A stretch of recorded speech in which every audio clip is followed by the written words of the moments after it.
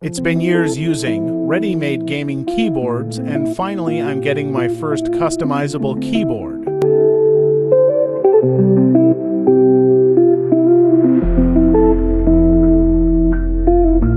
Pretty smooth finishing. And yes, it's heavy. Choice of USB-C or wireless, Mac-friendly too. RGB ready. And now for type test.